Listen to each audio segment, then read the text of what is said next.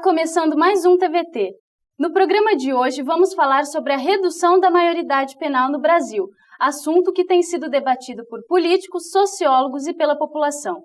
Vamos discutir se a aprovação de uma lei que reduz a maioridade penal pode ou não ferir os direitos humanos da criança e do adolescente. A equipe do TVT foi às ruas para saber qual a opinião do público a respeito do assunto. Você é a favor ou contra a redução da maioridade penal? Eu sou contra. Eu sou contra. Sou a favor. Sou a favor. Eu não tenho uma ideia formada sobre isso ainda. Tem que ser muito bem estudado, mas eu acho que ainda não tenho uma opinião formada a respeito. Ainda, por enquanto, não tenho uma opinião formada, mas eu acho que é isso, ainda sou contra.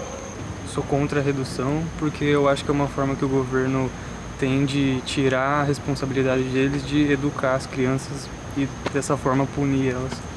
Eu sou a favor, porque eu acho que assim, desde quando a gente tem o princípio de pensar uma coisa errada, a gente é responsável por esse ato, né? Você acredita que a redução fere os direitos da criança e do adolescente? Sim.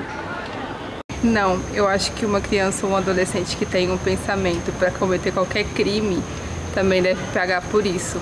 Não, se for uma coisa acho que muito bem feita, eu acredito que não. Vai depender muito de como for formulado. Eu acho que fere, porque na cidade as pessoas estão em formações, tipo formações mentais, formações educacionais, então eu acho que a pessoa não está uma mente formada ainda, então eu acredito que fere bastante. Se as crianças tivessem uma educação melhor, tudo mais, todo mundo tivesse direito a estudo, se estivesse na escola, por exemplo, não estariam nas ruas. Fere sim, mas é aquilo, se a pessoa tem consciência, por que ela faz? E para conversar sobre a redução da maioridade penal, convidamos João Gabriel Manzi. Ele é professor do curso de Serviço Social da Universidade de Ribeirão Preto e também coordenador de Relações Institucionais da Escola Experimental Vida Nova Casa das Mangueiras. Seja muito bem-vindo, professor, e obrigada pela sua presença. Obrigada. Bom, então vamos à primeira pergunta. Qual a sua opinião sobre essa lei? Você acha que ela vai trazer soluções ou problemas para o Brasil?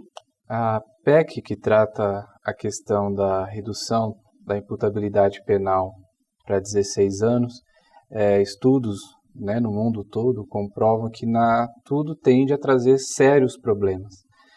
Enquanto alguns acham que vai ser uma solução rápida para um problema muito complexo, mas a tendência, se caso aprovado, é de trazer sérios problemas para a sociedade brasileira como um todo e também, lógico, para a criança e adolescente, incluindo o aumento da violência e de crimes praticados por adolescentes.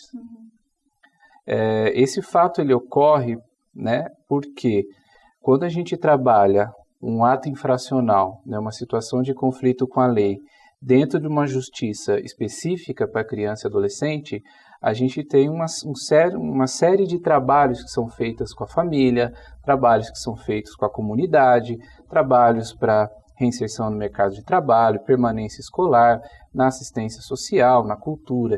E quando esse adolescente passa para a justiça comum, não ocorre esse tipo de trabalho, né, com as famílias ou nos outros segmentos da vida dele, né?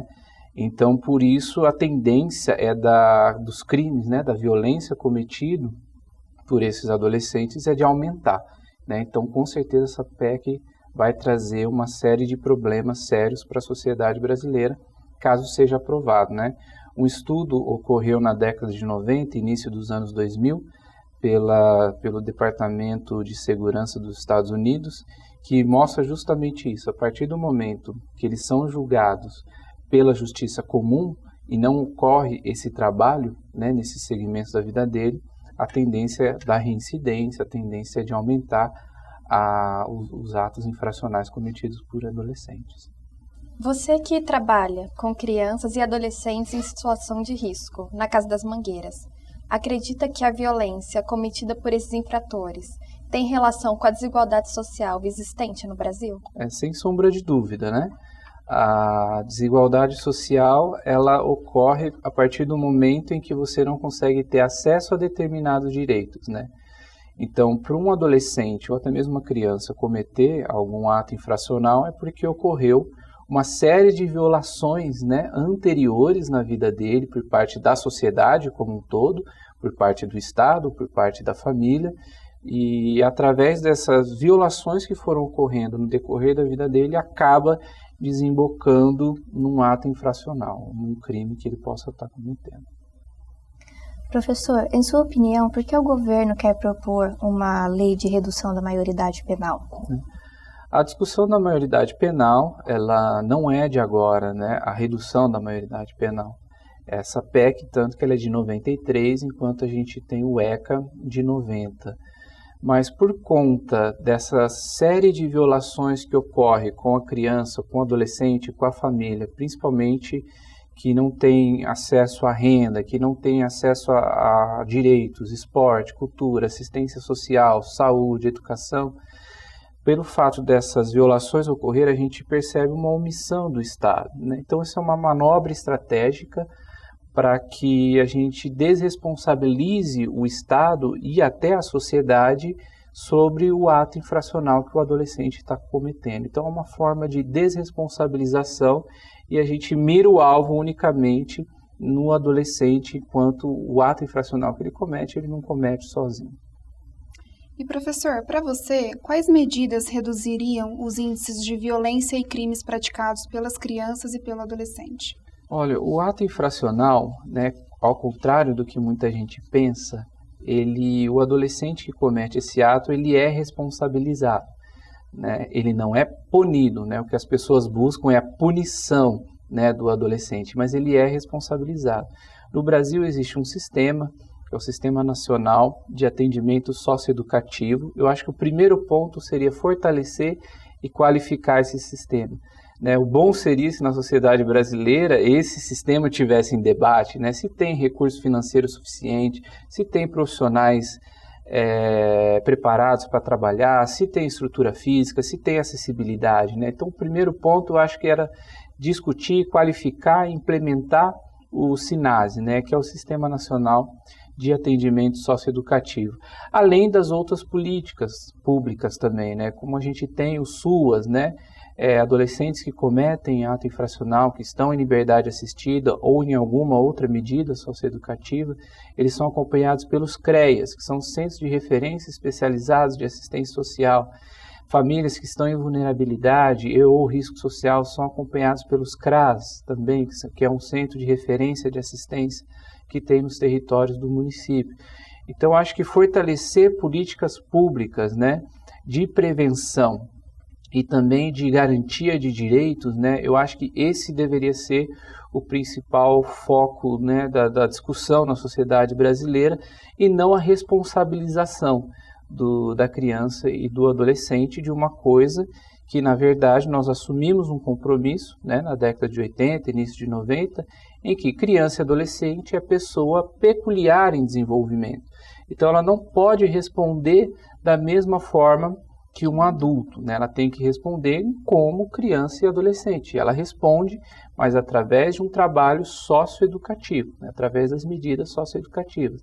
E a gente, infelizmente, não está discutindo se tem recurso suficiente, se tem política pública adequada, se tem profissionais preparados, né? Se tem controle social sobre essas políticas públicas. Isso não está sendo debatido. A única coisa que se debate é se pune ou não adolescente, e isso na Secretaria de Segurança, né, do Estado, inclusive, vocês podem ver que apenas 1% dos crimes cometidos são praticados por adolescentes, né? Se a gente leva isso para homicídio ou latrocídio, isso dá coisa de 0,5%, né? Então a gente vê uma tendência do senso comum, né, por essa vontade de desresponsabilizar determinados setores e em tornar a exceção como regra.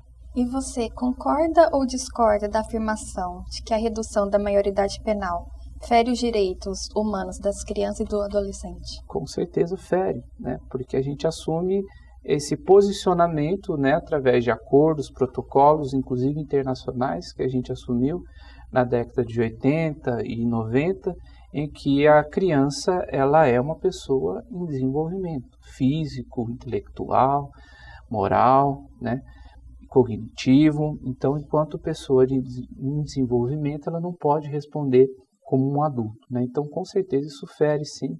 E a gente tem uma legislação tão completa, né, como o ECA, que mal foi implementado, né, e a gente já está querendo voltar atrás em determinadas decisões, sendo que a gente ainda nem implantou, né, o ECA como deveria ser. Então, com certeza, fere os direitos da criança e do adolescente. Sim. E algumas medidas na área da educação estão sendo discutidas, né, para tentar mudar esta realidade. Um exemplo é o período integral nas escolas. Você acha que isso resolveria o problema? Não. É só porque outra crítica, né? No Brasil a gente está se discutindo não educação integral, mas educação em tempo integral, que são coisas diferentes. Uma coisa é você discutir a educação integral, outra coisa é tempo integral. Só essa medida não é suficiente para combater a violência, né? Eu acho que, primeiro, ocorrendo ato infracional, a gente precisa ter um sistema que funcione quando o adolescente comete esse ato infracional, que no caso é o SINASE. E fortalecer as outras políticas públicas de direito, né? Assistência social, educação, saúde, né? E também criar espaços, né? A gente percebe todo um movimento, né, dos adolescentes, das crianças, querendo usar espaços, né, para recreação, sim, para o lúdico também, para o esporte, né? Então, só aumentar a carga horária nas escolas em tempo integral não vai ser o suficiente. Professor, grande parte da população associa as infrações cometidas por crianças e adolescentes com a sua condição financeira. Você acredita que existe preconceito contra os jovens infratores de classe baixa? Com certeza, né?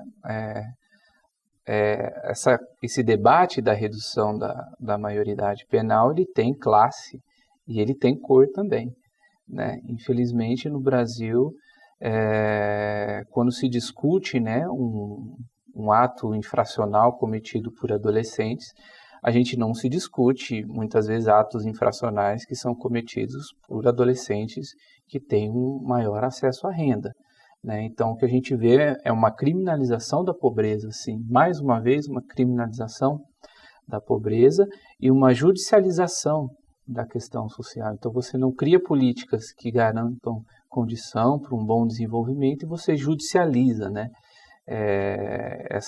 Essa luta, né, por direitos, luta por espaço. Bom, professor, esse é um assunto que daria uma discussão super longa, né? Mas, infelizmente, nosso tempo acabou. Eu queria agradecer mais uma vez a sua presença e sua participação. Muito obrigada. Eu que agradeço. Bom, e o TVT fica por aqui. Semana que vem tem mais. Até logo.